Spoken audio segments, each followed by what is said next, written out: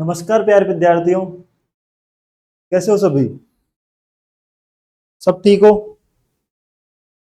तो पिछला जो लेक्चर था, अपन ने पिछले लेक्चर में गुरुत्वाकर्षण का सार्वत्रिक नियम पढ़े थे।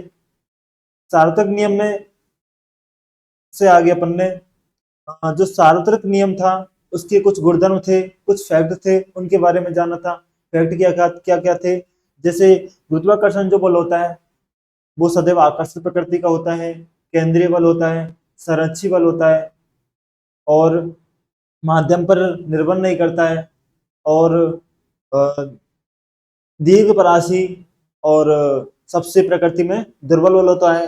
अध्यारोपण का सिद्धांत लागू होता है। ये चीजें अपन ने पढ़ी थी। ये चीजों के बारे में अपन ने विस्तृत रूप से अध्ययन किया था। ठीक है, तो आज अपन केपलर के नियम के बारे में पढ़ेंगे कि केपलर ने जो ग्रह की जो गति के जो नियम दिए हैं वो किस प्रकार से दिए हैं। तो आज अपन केपलर की ग्रहीय गति के नियम पढ़ेंगे। उससे पहले थोड़ा अपन जो गुरुत्वाकर्षण का सार्वत्रिक जो नियम है उसके सदिश निरूपण को पढ़ लेते हैं। तो गुरुत्वाकर्षण का सदिश निरूपण किस प्रकार करेंगे? हेडिंग डाल लो, गुरुत्वाकर्षण सार्वत्रिक नियम का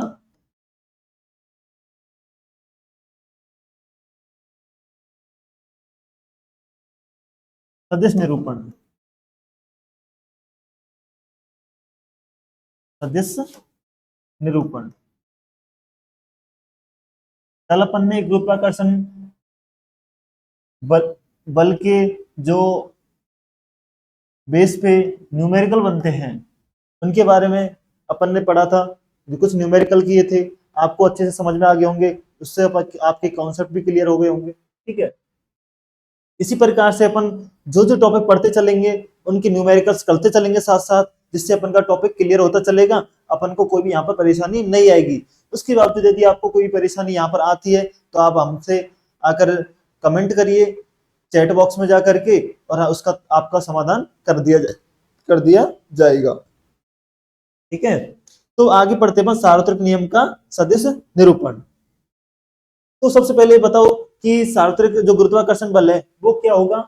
F बराबर जी m1 m2 बटे आर स्क्वायर, यही होगा ना?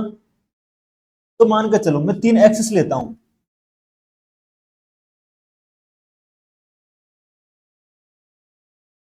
3 एक्सिस लेता हूं। ठीक है, 3 एक्सिस ली।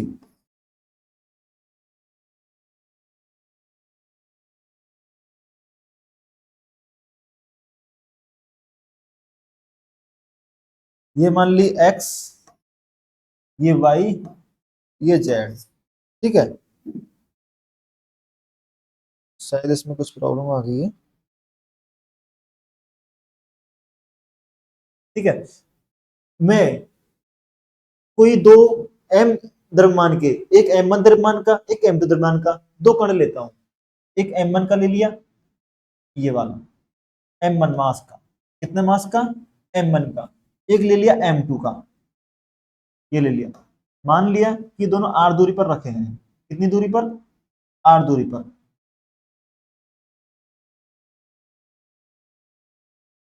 कितनी दूरी पर रखे हैं? r दूरी पर।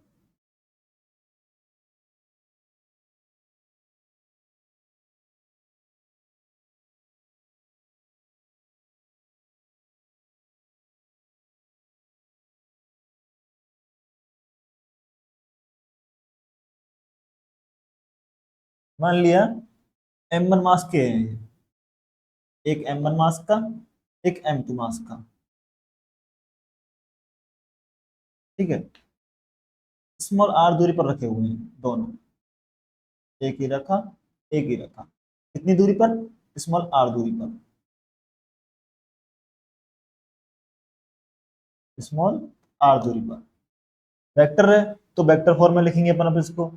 मान लिया m1 जो है मूल बिंदु से r1 डिस्टेंस पर है, ये हो गया r1 वेक्टर। और जो m2 है ये कितने डिस्टेंस पर है? r2 पे। तो कितना हो गया? r2 vector. इसकी डायरेक्शन इस प्रकार से हो जाएगी, r1 वेक्टर इसकी डायरेक्शन इस प्रकार से हो जाएगी। मान लिया इसकी डायरेक्शन आर वेक्टर की m1 से m2 की तरफ है, ठीक है। तो दो m द्रव्यमान के पन्ने बिंदु द्रव्यमान लिए हैं m1 और m2। अब इस m1 पर m2 के कारण बल लगेगा और इस m2 पर m1 के कारण बल लगेगा। तो मान लेते हैं जो बल काम करेगा, जो बल काम करेगा इस m1 पर, इस m1 पर काम करेगा इस m2 कारण, तो m1 पर m2 क्या करेगा, इस डायरेक्शन में इसको खींचेगा, आकर्षित करेगा। तो F किस पर लग रहा है, 1 पर, किसके कारण, 2 के कारण। तो F1 वेक्टर, F12 वेक्टर की दिशा, एक सेकेंड,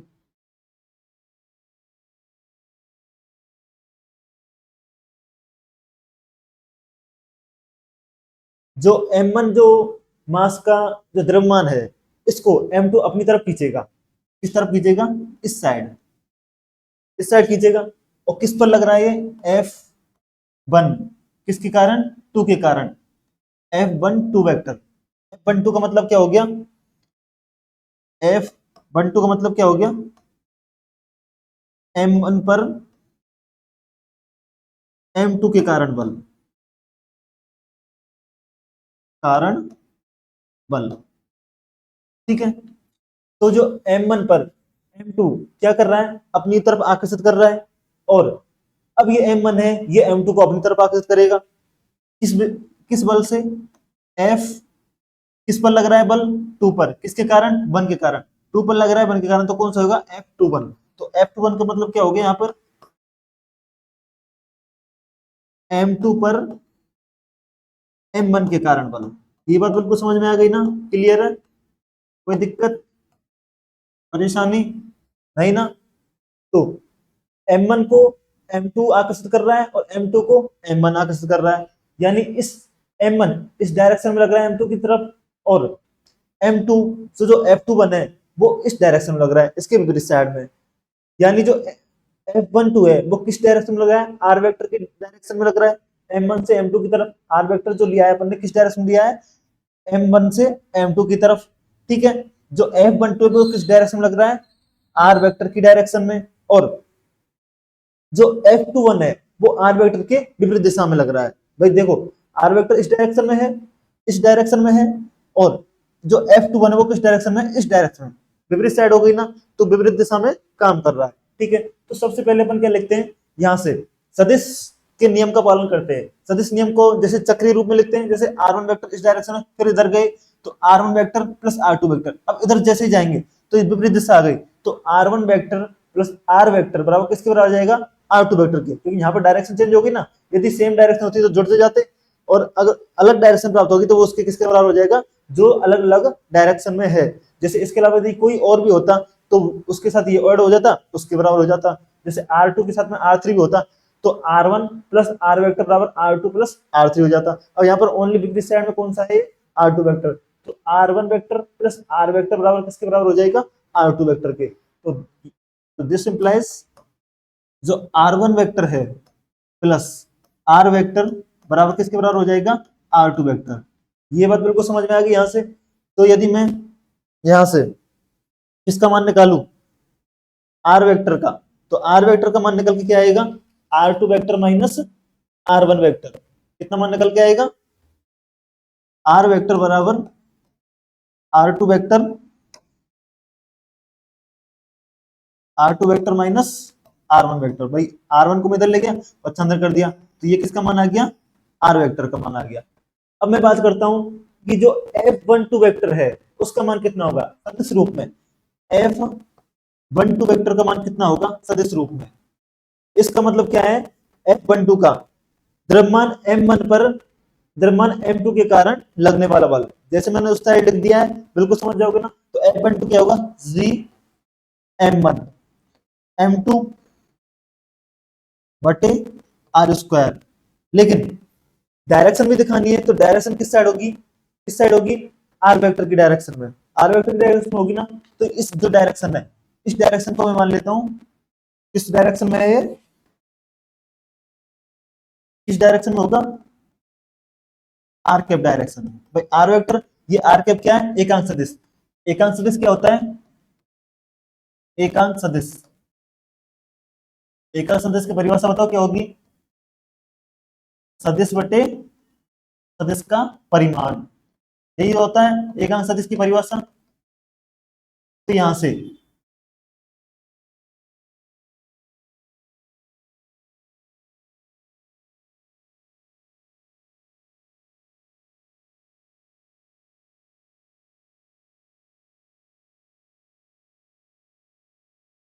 जो एकांक सदिश निकल के आता है आर कैप बराबर कितना आ जाएगा? आर वेक्टर सदिश क्या है? आर वेक्टर बटे सदिश का परिमाण मॉड ऑफ आर वेक्टर। तो इसका एकांक सदिश मान लिया इस आर कैप डायरेक्शन में M1 से M2 की तरफ है, तो जो F12 है वो इस डायरेक्शन में है, आर वेक्टर की डायरेक्शन, तो इसका एकांक सदिश क्या हो जाएगा? R cap. तो किस डायरेक्शन में मान लेंगे इसको अपन? आर कैप की डायरेक्शन में। समझ गए बात?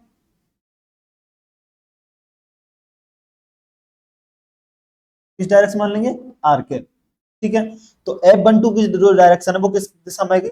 आर कैप के डायरेक्शन। इसी प्रकार यदि मैं F21 लिखूं, F21 क्या होगा? F21 वेक्टर कितना होगा? जी M1 M2 बटे आर स्क्वायर। ये बताओ माइनस आर कैप डायरेक्शन में होगा कि नहीं होगा? बताओ। देखो M1 से M2 की तरफ है आर वेक्टर, आर कैप इस डायरेक्शन में है, लेकिन जो F21 है इसकी विपरीत दिशा में लग रहा है, तो माइनस आर कैप में हो जाएगा। भाई जैसे ही उल्टी साइड जाएगी तो माइनस आर कैप में हो जाएगा, तो इसकी डायरेक्शन क्या हो जाएगी?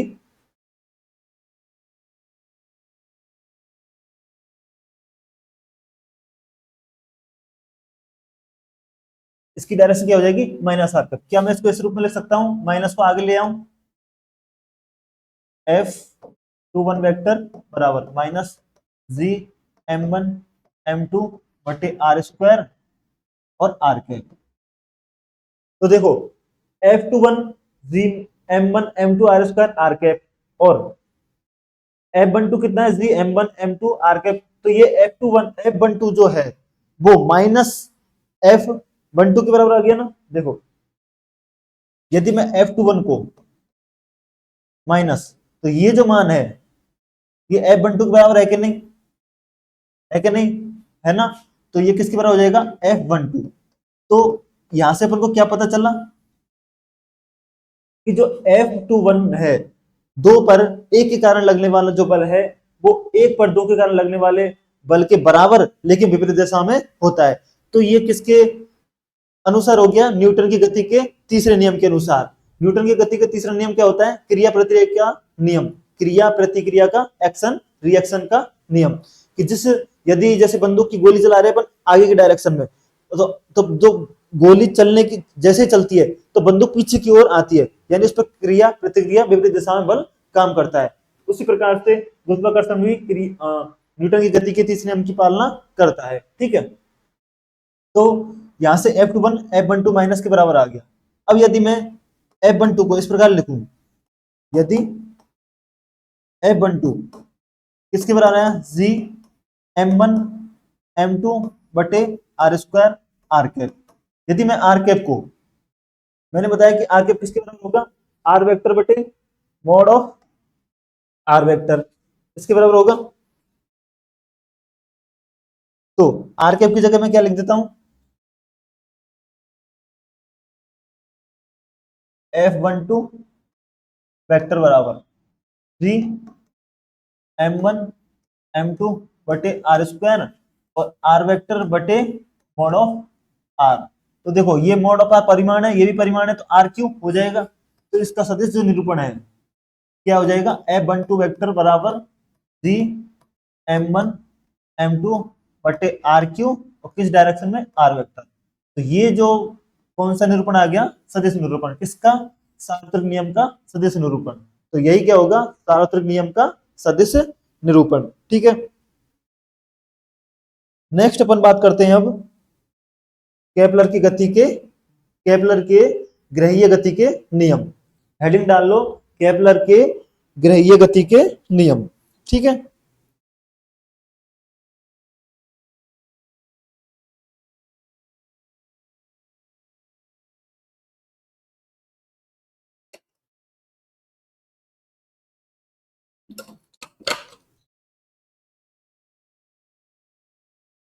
हेडिंग क्या है अपनी?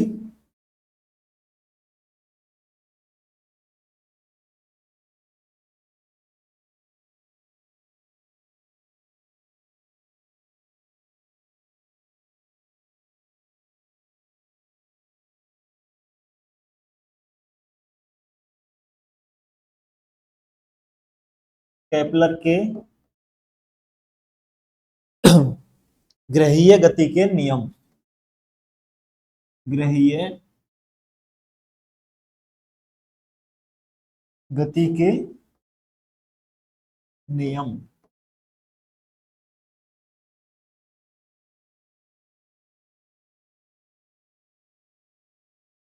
केपलर के ग्रहीय गति के नियम। तो केपलर ने ग्रहीय गति के नियम किस आधार पर दिए?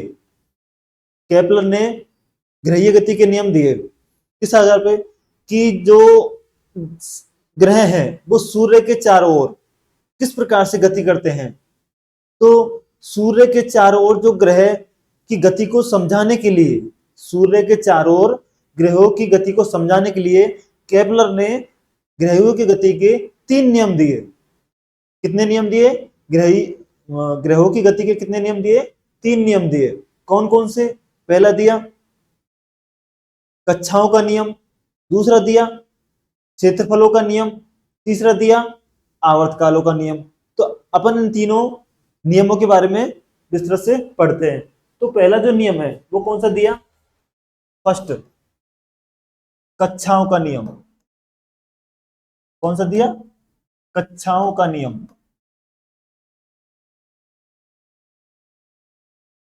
दूसरा दिया क्षेत्रफलों का नियम।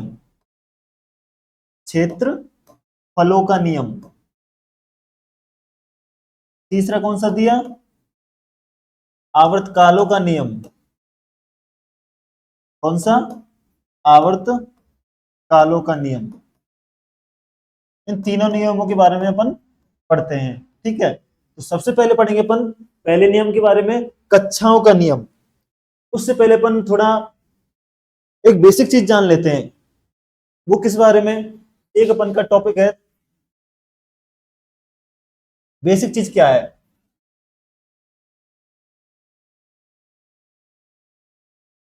नोट डाल के लिख लेना आप कहीं भी साइड में। बेसिक चीज क्या है? अपन पढ़ते हैं दीर्घवृत्त के बारे में। किसके बारे में? दीर्घवृत्त के बारे में। दीर्घवृत्त होता क्या है? आपने वृत्त के बारे में तो पढ़ा होगा। वृत्त क्या होता है?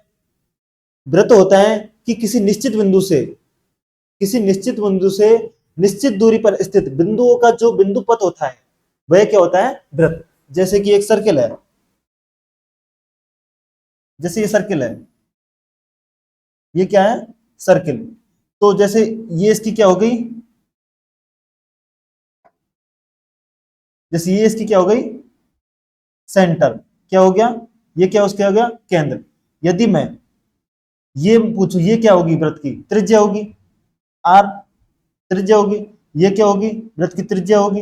ये क्या होगी? वृत्त की त्रिज्या होगी। ये क्या होगी? वृत्त की त्रिज्या होगी।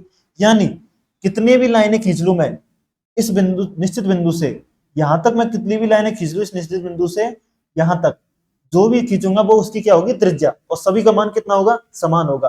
तो निश्चित बिंदु से निश्चित दूरी तक बिंदुओं का क्या होता है? एक बिंदु पथ, जो क्या होता है? वृत्त। लेकिन जो दीर्घवृत्त होता है यानी बड़ा वृत्त, दीर्घ मतलब दीर्घवृत्त, तो दीर्घवृत्त जो होता है वो किस रूप में होगा? वो किस रूप में होगा? दीर्घवृत्त जो होता है वो कैसे क्या होगा? दीर्घवृत्त होगा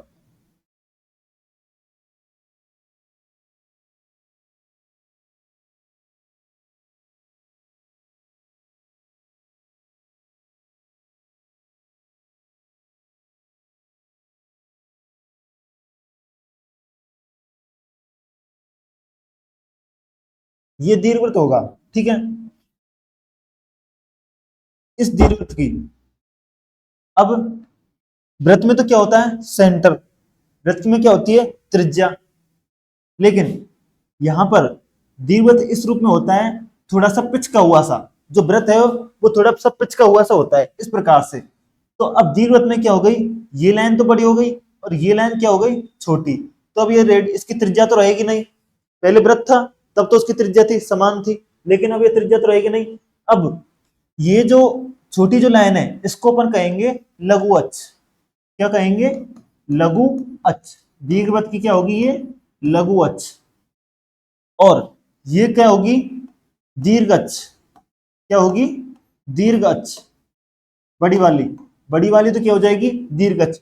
और ये क्या हो जाएगी, लघु अक्ष। ठीक है, इसका मान मान लेते हैं यहां से यहां तक।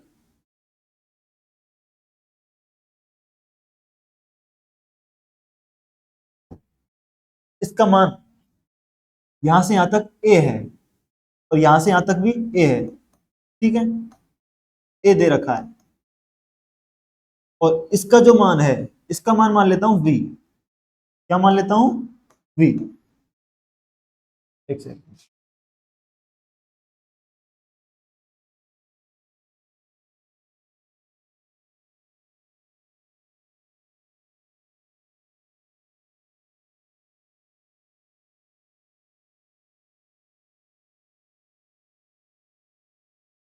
इसका मान लेता हूं मैं बी। लघु का मान लेता हूं स्मॉल बी। ठीक है, यहां से यहां तक। तो v और b कितना हो जाएगा टोटल, 2v। और दीर्घ इसका मान लेता हूं स्मॉल ए। ठीक है, यहां से तो यहां से यहां तक ये कितना हो जाएगा a। तो ये टोटल कितनी हो जाएगी, 2a। तो वृत्त में तो क्या होती है, रेडियस वो समान होती, लेकिन यहाँ पर जो अलग अलग अक्ष है इसकी, ये छोटी है तो कितनी हो जाएगी, लघु अक्ष, और बड़ी की हो जाएगी दीर्घ अक्ष। अब उसमें क्या होता था, वृत्त में तो केंद्र होता था, यहाँ पर होती है इसकी नाभि, और इसमें दो नाभियां होती हैं। एक तो होती है यहाँ और एक होती है यहाँ। तो दो नाभियां होती हैं कितनी, जैसे दूसरा डायग्राम बना देता हूं।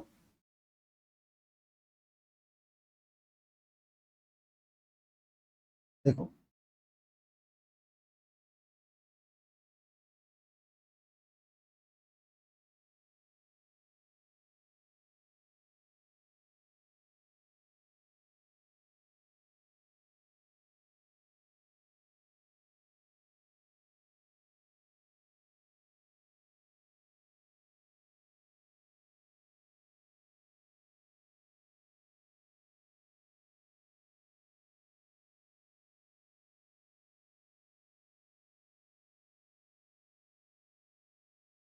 सीधा दिख रहा है ना।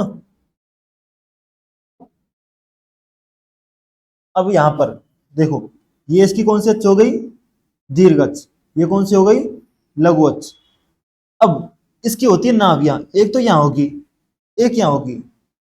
ये क्या होगी इसकी, नाभि। क्या होगी, नाभि।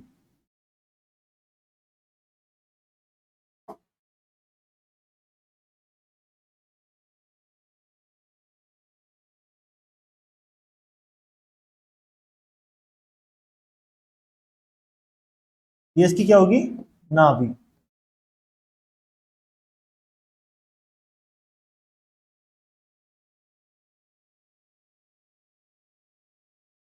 ये भी और ये भी क्या हो जाएंगी, दोनों नाभि हो जाएंगी। ठीक है, और अब ये जो दीर्घवृत्त है, ये थोड़ा सा पिचका हुआ है, वृत्त के वृत्त का रूप है और थोड़ा सा पिचका हुआ है।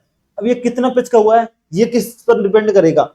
इसको अपन एक, जैसे ये जो नाभि है इसके निर्देशांक होते हैं, इस नाभि के निर्देशांक होंगे, इसका मान हो जाएगा ए ई कॉमा जीरो पॉजिटिव डायरेक्शन में, और इसका जो निर्देशांक हो जाएंगे माइनस ए ई कॉमा जीरो, माइनस ए ई कॉमा जीरो। इसके निर्देशांक कितने हो गए, माइनस ए ई कॉमा जीरो, इसके ए ई कॉमा जीरो। ये सेंटर हो गया, सेंटर मतलब केंद्र, मूल बिंदु।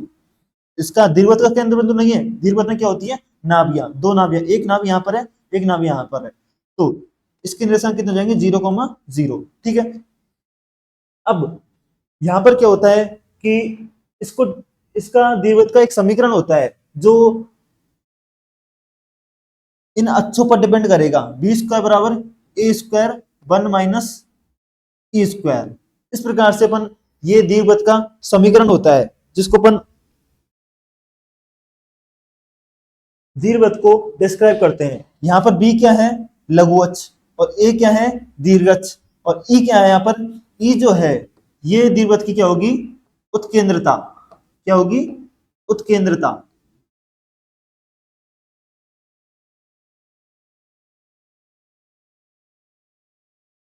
उत्केंद्रता, ठीक है। ये ई क्या डिपेंड करती है यहाँ पर, ये ई के कम होने और ज्यादा होना। ई का यदि कम होगा तो दीर्घवृत्त कम पिच का होगा, ज्यादा होगा तो दीर्घवृत्त ज्यादा पिच का होगा, यानी वृत्त ज्यादा। तो ई का जो मान है इसकी वैल्यू 1 से तो छोटी और 0 से बड़ी होती है। ई की वैल्यू कितनी होती है, 0 से तो बड़ी और 1 से छोटी। ई क्या है यहाँ पर, ई की या दीर्घवृत्त की उत्केंद्रता, ठीक है। तो जो दीर्घवृत्त होता है इसमें नाभियां होती हैं कितनी, 2। दीर्घवृत्त के बारे में अपन पढ़ लिया। मैथ वाले तो इसके बारे में पढ़ लेते हैं, मैथ वाले तो अपनी आगे जाके परवलय, अति परवलय, दीर्घवृत्त और इनके बारे में पढ़ लेते हैं, लेकिन बायोलॉजी वाले नहीं समझ सकते, इसलिए मैंने बेसिक बताया कि दीर्घवृत्त होता क्या है। दीर्घवृत्त में केंद्र की जगह नाभियां होती हैं तो, और उसका जो समीकरण होता है ये आगे अपन को सवाल करने के लिए काम आएगा। तो आपको ये चीज ध्यान में रखनी है, ठीक है। तो यहां पर अब अपन पढ़ते हैं केपलर की ग्रहीय गति के नियम। सबसे पहला नियम है कक्षाओं का नियम। तो सबसे पहले कक्षाओं का नियम पढ़ लेते हैं, ठीक है। सबसे पहला डाल लेते हैं कक्षाओं का नियम। कक्षाओं का नियम क्या होगा,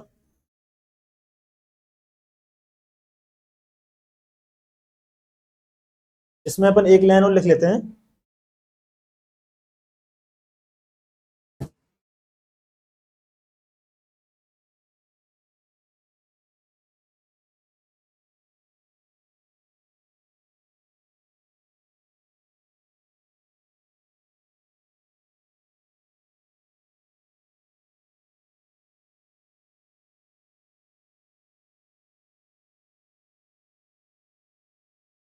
ये केपलर ने किस आधार पर नियम दिए, केपलर ने ग्रहों के सूर्य के चारों ओर गति को समझाने के लिए 3 नियम दिए। तो केपलर ने सूर्य के चारों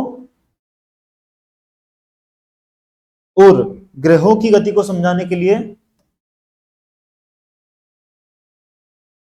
ग्रहों की गति को समझाने के लिए, समझाने के लिए 3 नियम दिए। कितने नियम दिए, 3 नियम दिए। कौन कौन से, कक्षाओं का नियम, क्षेत्रफलों का नियम और आवर्तकालों का नियम, ठीक है। ये 3 नियम दिए।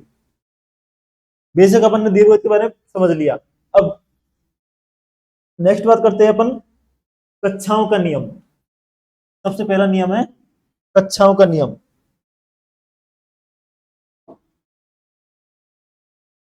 कक्षाओं का नियम क्या होगा, कक्षाओं का नियम केपलर के अनुसार कक्षाओं का नियम क्या होगा। कक्षाओं के नियम के अनुसार, यानी केपलर ने कक्षाओं का नियम इस प्रकार से समझाया कि जो ग्रह होते हैं, जो ग्रह होते हैं वो सूर्य के चारों ओर, ग्रह सूर्य के चारों ओर दीर्घवृत्ताकार कक्षाओं में चक्कर लगाते हैं।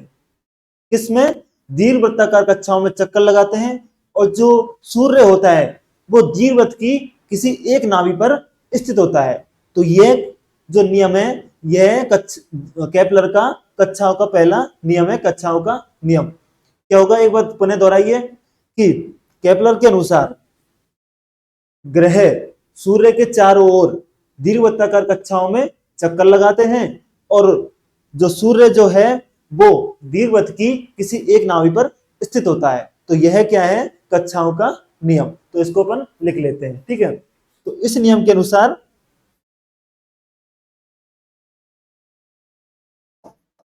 इस नियम के अनुसार प्रत्येक ग्रह सूर्य के चारों ओर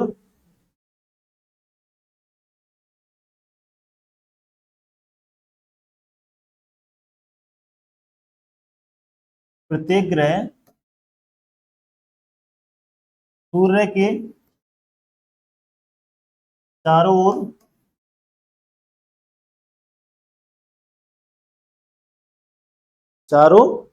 ओर दीर्घवृत्ताकार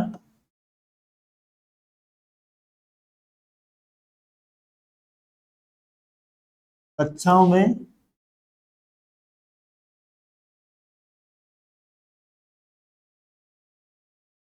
चक्कर लगाते हैं।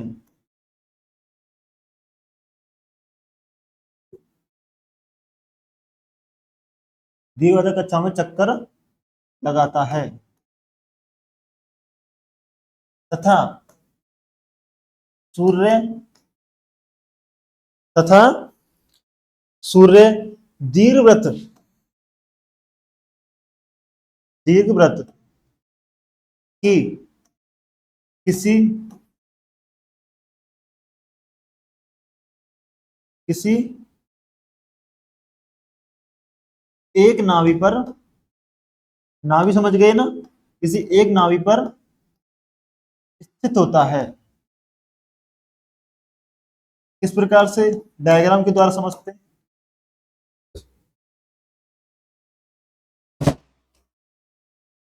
पटाखे चल रहे हैं। दशहरा, हैप्पी दशहरा आप सभी के लिए। दशहरा की बहुत ही हार्दिक शुभकामनाएं। आशा करते हैं आप सभी स्वस्थ रहें, मस्त रहें, अपनी बुराइयों को खत्म करें।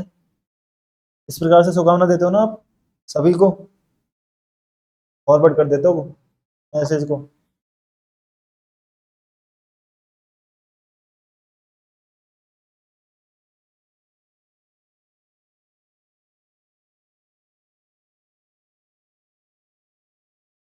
ये कौन सी अक्ष हो गई? दीर्घ अक्ष। इसमें नाभि होंगी कितनी? दो। ये नाभि, तो यहां पर क्या स्थित है? सूर्य।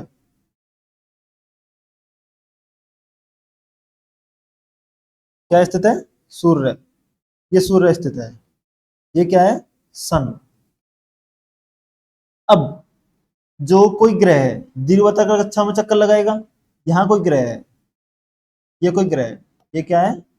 ग्रह, प्लैनेट। क्या है? ग्रह। तो जो सूर्य है जो है, एक नाभि ये रही इसकी,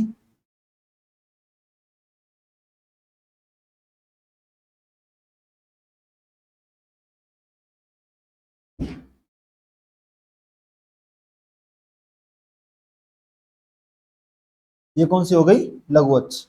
ठीक है। तो ये जो ग्रह है सूर्य के चारों ओर चक्कर लगाएगा दीर्घवृत्ताकार कक्षाओं में, और सूर्य किसी एक नाभि पर स्थित होगा, या तो यहां या फिर यहां। तो ये कौन सा नियम हो गया? दीर्घवृत्ताकार कक्षाओं का नियम हो गया, केपलर का। ठीक है। तो यहां पर देखते हैं कि ये जो पॉइंट है एक, ये जो पॉइंट निकल के आता है, ये जो पॉइंट निकल के आता है, एक ये पॉइंट, एक ये पॉइंट,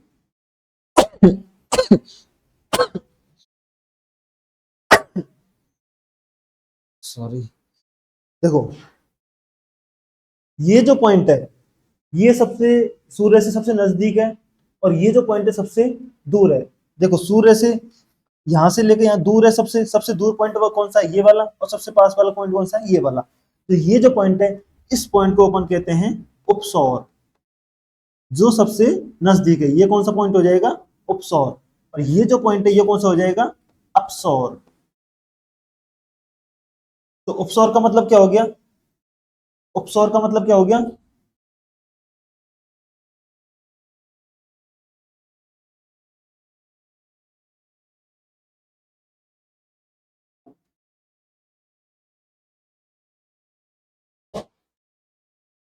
उपसौर का मतलब क्या हो गया? जब ग्रह सूर्य के सूर्य के सबसे निकट दूरी पर है या न्यूनतम दूरी पर हो। उपसौर किसे कहते हैं? जब ग्रह सूर्य से सबसे न्यूनतम दूरी पर है,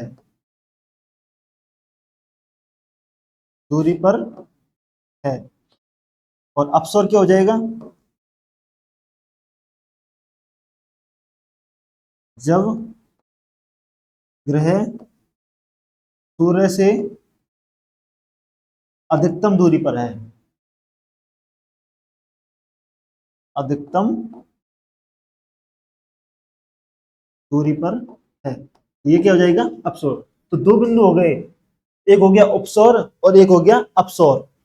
अब क्या होता है यहाँ पर, जब ये ग्रह दीर्घवृत्ताकार कक्षाओं में चक्कर लगाता है तो सबसे पास जब होता है, तब सबसे पास जब होता है तब ये क्या करेगा?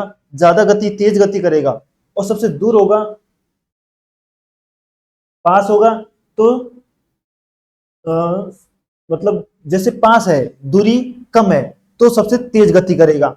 और दूर है, यदि सूरज यहाँ, ग्रह यहाँ पर है यानी अपसौर बिंदु पर है, तो जो ग्रह है वो स्लो गति करेगा। यानी कि उल्टा होता है, यदि डिस्टेंस का मान कम है तो वेलोसिटी ज्यादा होगी, और यदि डिस्टेंस का मान ज्यादा है तो वेलोसिटी कम होगी। ठीक है, यहाँ पर डिस्टेंस जो है वो ज्यादा है तो वेलोसिटी क्या हो जाएगी?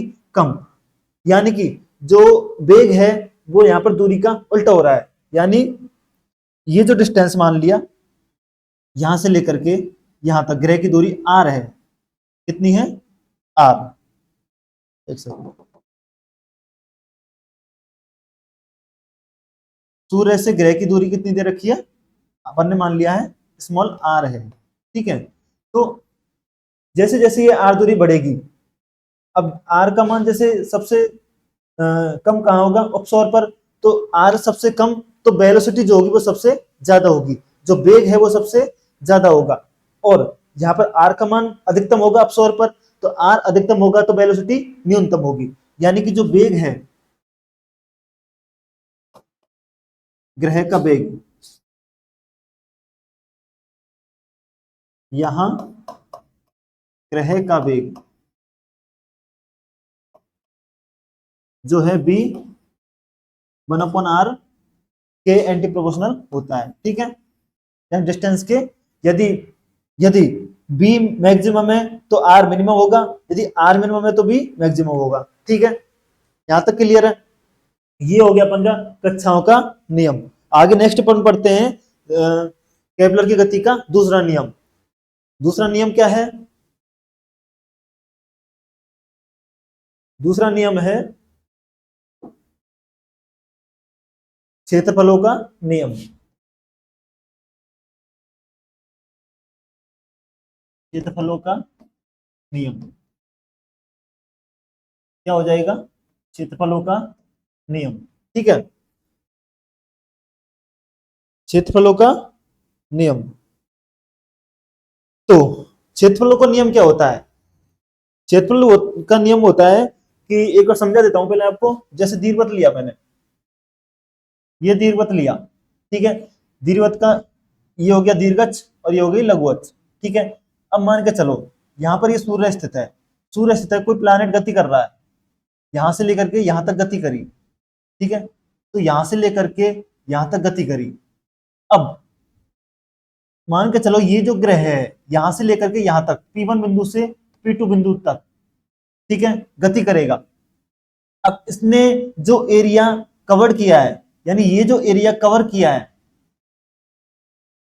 और मान के चलो इसमें जो समय लगा है, मान के चलो डेल्टा टी समय लगा है। ठीक है, और एरिया जो कवर किया ये मान लिया डेल्टा ए। मतलब ये जो दो पॉइंट है P1 P2, ये मैंने बहुत पास लिए हैं। यानी इस प्रकार से यदि मैं दो लाइनें खींचू ना, जैसे एक पॉइंट से मैं दो लाइनें खींचू इस प्रकार से,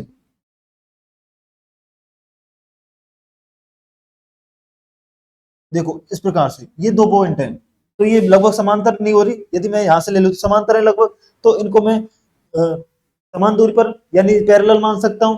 बहुत ही पास पास लिए हैं, ये तो मैंने आपको दिखाने के लिए थोड़ा दूर लिए हैं, वरना ये बहुत पास पास लिए हैं, यानी अल्पांश लिया है एक तरह से। तो ये डेल्टा टी समय में डेल्टा ए क्षेत्रफल, मान के चलो डेल्टा टी समय में डेल्टा ए एरिया कवर कर रहे हैं। ठीक है,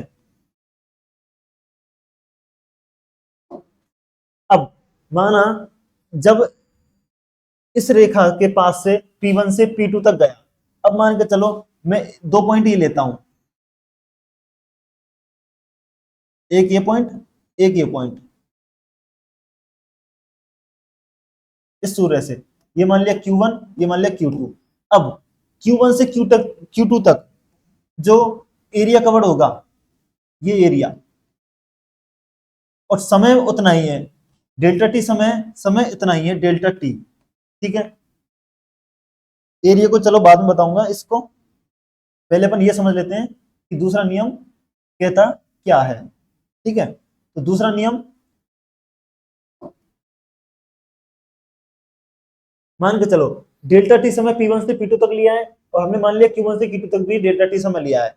तो यहां जितना क्षेत्रफल कवर किया जाएगा, मान लो मैं इसको मान लेता हूं कि A1 कवर किया यहाँ पे, कितना A1, और यहां पर मान लिया Q1 से Q2 A2 कवर किया, तो जितना समय में P1 से P2 गया, उतने समय में Q1 से Q2 गया। तो जितना एरिया यहां पर कवर किया, उतना ही एरिया यहां कवर करेगा Q1 से Q2 जाने पर। यानी कि केपलर के दूसरे नियम के अनुसार समान समय में, समान समय में, समान समय अंतराल में तय किया गया क्षेत्रफल समान होता है। यानी समान समय में जितना, इतने टी समय में P1 से P2 में जितना क्षेत्रफल तय किया है, उतना ही क्षेत्रफल Q1 से Q2 तक जाने में तय करेगा।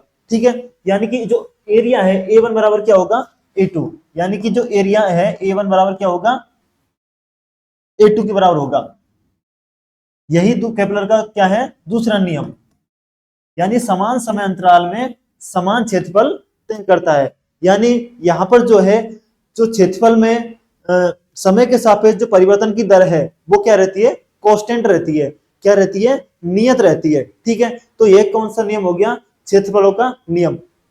तो चलो एक बार लिख लेते हैं अपन इसको।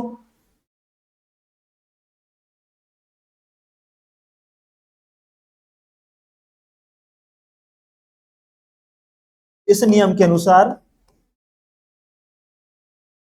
इस नियम के अनुसार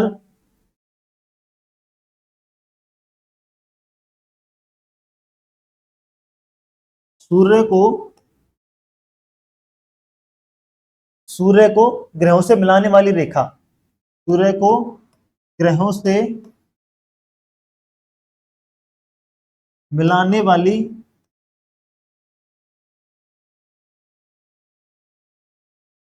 मिलाने वाली रेखा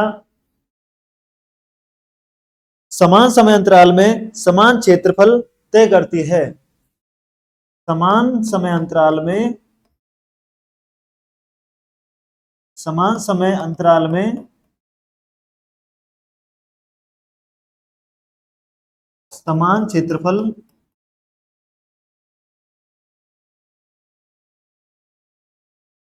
तय करती है।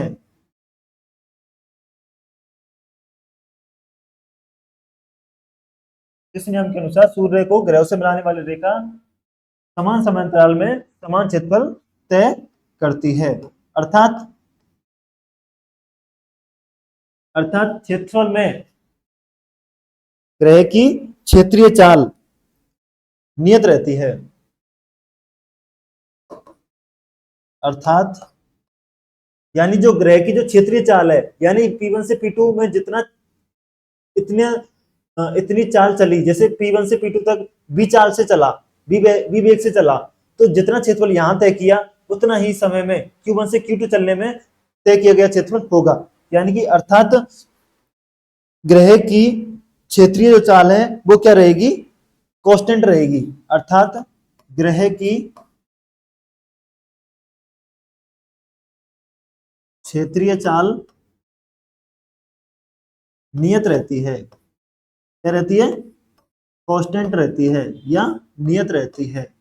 ठीक है, इसका मतलब क्या हो जाएगा, अर्थात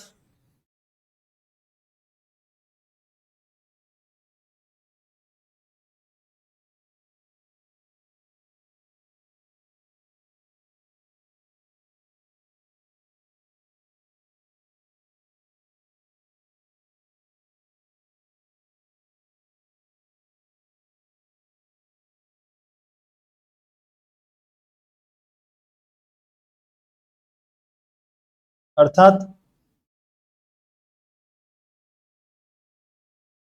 डीए ओवर dt बराबर क्या हो जाएगा, कांस्टेंट। क्या हो जाएगा, कांस्टेंट। यानी जो ग्रहों की जो क्षेत्रीय चाल है वो क्या हो जाएगी, नियत। क्या हो जाएगी, नियत। ठीक है, यह केपलर का कौन सा नियम हो गया, दूसरा नियम या क्षेत्रफलों का नियम। तो आगे अपन इसको प्रूफ करेंगे। सबसे पहले अपन जान लेते हैं कि जो जब ये ग्रह सूर्य के चारों ओर चक्कर लगाते हैं, यानी जिस रेखा के अनुदिश से लगा रहे हैं, जैसे सूर्य से मिलाने वाली जो रेखा है उसके अनुदिश चक्कर लगा रहे हैं, तो जब चक्कर लगाते हैं जो कोणीय संवेग जो होता है, एंगुलर मोमेंटम जो होता है, वो कांस्टेंट होता है। किस प्रकार से होगा देखते हैं अपन, नोट डाल के लिख लीजिए ये, नोट डाल के। जो कोणीय संवेग है वो नियत रहता है। किस प्रकार से रहेगा,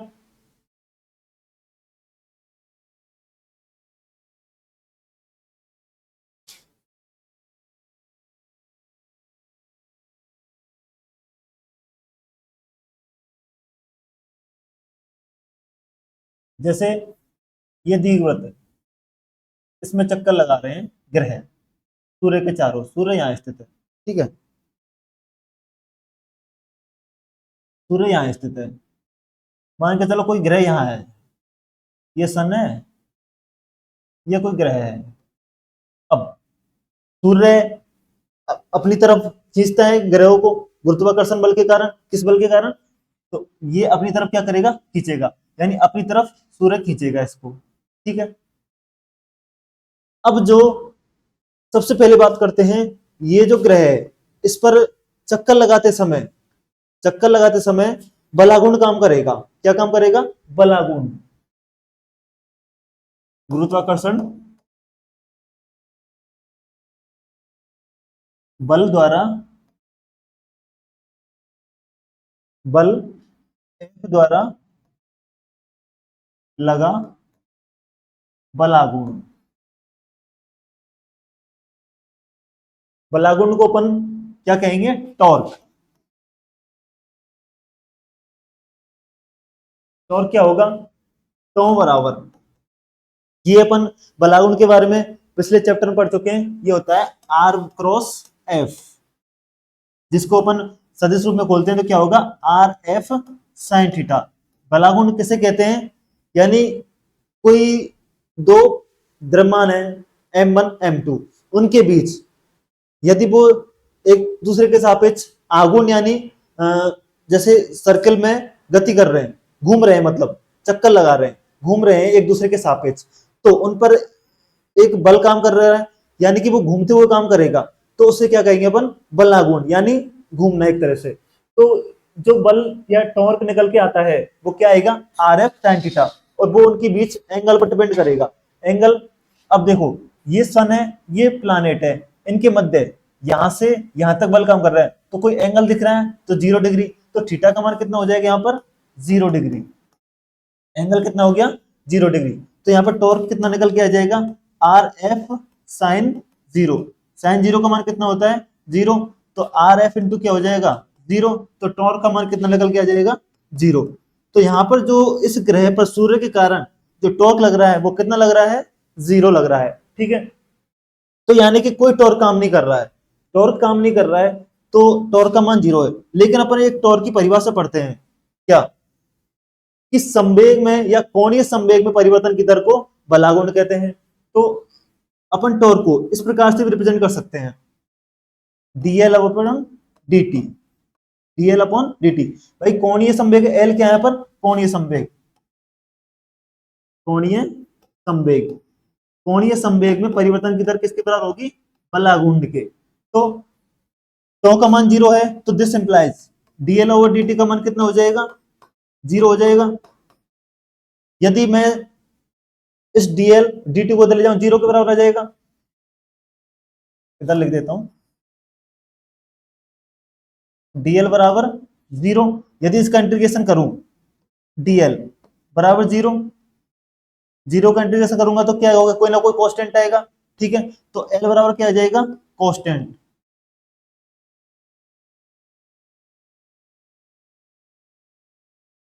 एल बराबर क्या हो जाएगा, कांस्टेंट या कोई नियत।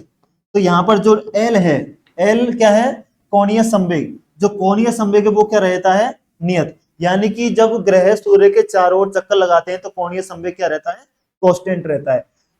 अब आगे अपन पढ़ते हैं कि जो केपलर ने दूसरा नियम दिया, क्षेत्रफल का नियम, तो इसमें जो क्षेत्रीय चाल है वो कांस्टेंट रहती है, वो किस प्रकार रहेगी, इसको अपन प्रूव करते हैं।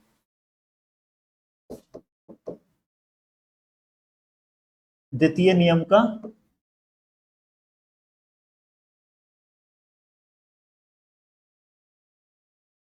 सत्यापन।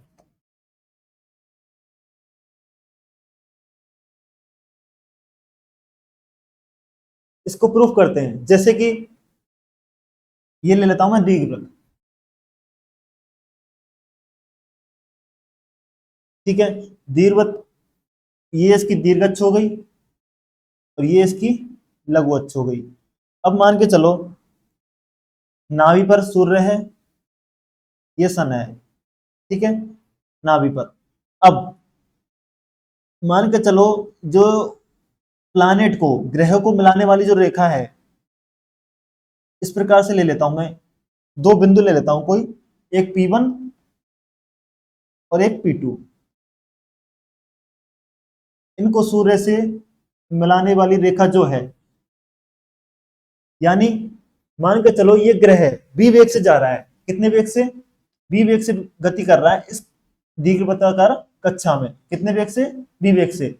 और जो ग्रह है, ये ग्रह, इसका मास या द्रव्यमान मान लेता हूं मैं स्मॉल एम, इसका क्या है, द्रव्यमान। जो सन से जो ग्रह की दूरी है वो उसको मान लेता हूं मैं आर। तो ये दूरी आर है, तो ये भी कितनी होगी, आर। कि सर आर कैसे होगी, ये तो बड़ी है, ये छोटी है। तो ये जो दूरी है, सूर्य और जो ग्रह बहुत अधिक दूरी पर होते हैं, तो ये जो मैंने पॉइंट लिए हैं बहुत पास लिए हैं। यहाँ तो मैंने आपको दिखाने के लिए ये थोड़ा दूर कर दिए हैं, वरना इतने पास लिए, जैसे कि एक ये पॉइंट है, एक ये पॉइंट है, तो मैं जैसे यहां से लू, यहां से इनको जोड़ू दोनों पॉइंटों को, तो लगभग ये दोनों जो रेखा है, जैसे मैं यहाँ पर अल्पांश लूं तो समान, एक तरीके से समांतर दिखाई देंगी। तो यानी कि ये जो दोनों दूरियां हैं वो बराबर होंगी, ठीक है, यानी आर ही होंगी। तो अब ये जो एरिया कवर किया गया P1 से P2, और P1 से P2 तक जाने में जो समय लगा है वो मान लिया है डेल्टा टी। अब इस पॉइंट को मैं नाम दे लेता हूं एस, सन है, ठीक है, एस, सन, एस, P1 और P2 एक ट्रायंगल की तरह काम कर रहा है। यानी मैं इसका जो एरिया निकालूंगा, तो इस त्रिभुज का क्षेत्रफल निकाल देता हूं, तो इसका एरिया क्या हो जाएगा, एरिया बराबर एक बटे दो एरिया, डेल्टा ए बराबर एक बटे दो आधार इंटू ऊंचाई। यही होगा क्षेत्रफल त्रिभुज का, ठीक है। अब यहां पर आधार कितना होगा, P1 इंटू P2, तो डेल्टा ए बराबर एक बटे दो P1 P2। ऊंचाई कितनी हो जाएगी, ऊंचाई कितनी हो जाएगी, आर डिस्टेंस है, तो ऊंचाई यहां से लेकर यहां तक कितनी हो जाएगी, आर। ये क्या हो गई, ऊंचाई। अब P1 P2 का मान क्या होगा, P1 से P2 तक चली गई दूरी कितनी होगी, तो समय कितना दिया है, डेल्टा टी। अपन जानते हैं कि दूरी बराबर क्या होता है, वेग इंटू समय, यही होगा ना। तो दूरी है जो P1 P2 है वो क्या निकल के आ जाएगी, वेग कितना है, v वेग से गति कर रहे हैं, तो v इंटू समय कितना लिया है, डेल्टा टी। तो ये क्या हो गई, दूरी। तो यहां पर रख देता हूं P1 P2 का मान, तो डेल्टा ए बराबर एक बटे दो इंटू कितना दिया है, v into delta T into R. तो जो एरिया है वो आ गया 1/2 गुना v delta T into R. आगे देखो, डेल्टा ए जो एरिया है ये निकल के कितना आ जाएगा, v into delta T into R, एक बटे दो वी आर डेल्टा टी, ठीक है। डेल्टा टी को यदि मैं इधर ले आऊं, डेल्टा टी को इधर ले आऊं, 1/2, इधर क्या बचेगा, B into R. Delta T को मैं इधर ले आया तो बटे में आ जाएगा, डेल्टा ए बटे डेल्टा टी। ये यहां तक समझ में आ गया। अब मैं क्या करता हूं, जो m जो द्रव्यमान है इसका ऊपर नीचे मल्टीप्लाई कर देता हूं। किस प्रकार से, इस प्रकार से m बटे m। कोई फर्क पड़ेगा, नहीं पड़ेगा ना। डेल्टा ए बटे डेल्टा टी बराबर 1/2m। ये क्या हो जाएगा, एम वी आर। तो ये हो जाएगा एम वी आर। संवेग क्या होता है अपन का, संवेग p बराबर एम वी। मोमेंटम जो होता है संवेग p बराबर एम वी। तो एम वी को मैं क्या लिख सकता हूं, p। तो डेल्टा ए बटे डेल्टा टी बराबर क्या हो जाएगा, p इंटू आर बटे 2m। अब जो p इंटू आर, जो अपन का कोणीय संवेग होता है वो होता है r इंटू पी। कोणीय संवेग L बराबर क्या होगा, r इंटू पी। तो इस r इंटू पी को मैं क्या लिख दूंगा, कोणीय संवेग L, L बटे 2m। अभी ये मान आपको याद रखने होंगे, नेक्स्ट चैप्टर में अपन इसका विस्तृत से अध्ययन भी करेंगे। तो यहां पर डेल्टा ए अपॉन में जो डेल्टा टी,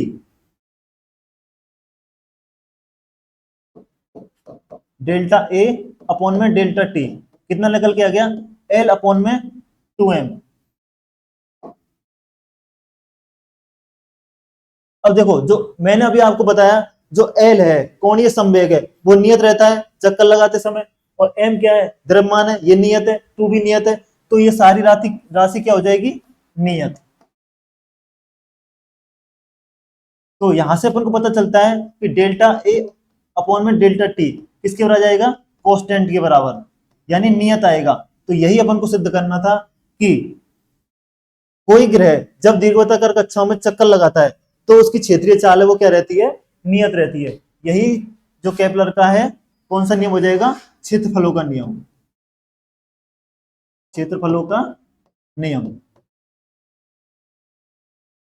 समझ गए होंगे यहां तक। यदि जो डेल्टा टी है इसको मैं यदि टेंस टू 0 ले लूं, यानी कि टेंस टू 0, तो बहुत छोटी राशि हो जाएगी। तो डेल्टा टी को मैं किस प्रकार से लिख सकता हूं, डी टी के बराबर में। तो इसको डेल्टा ए कितना हो जाएगा, डी ए अपॉन में डी टी।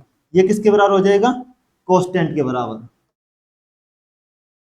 इस प्रकार से भी अपन इसको लिख सकते हैं, ठीक है। तो आज के लिए अपन इतना ही पढ़ते हैं। आगे तीसरा नियम अपन अगले लेक्चर में पढ़ेंगे। तीसरा नियम है आवर्तकालों का नियम। तो आवर्तकाल का नियम मैं बता देता हूं कि जब कोई ग्रह सूर्य के चारों ओर चक्कर लगाएगा, तो जैसे ही वो एक चक्कर पूरा करेगा, तो एक चक्कर जब पूरा कर लेता है तो वो उसका क्या होता है, आवर्तकाल। तो आवर्तकाल का जो वर्ग है वो उसकी दीर्घ अक्ष जो होती है उसके आधे के घन के समानुपाती होता है। तो इसके बारे में अपन कल विस्तृत से पढ़ेंगे। आज के लिए इतना ही। थैंक यू, ठीक है।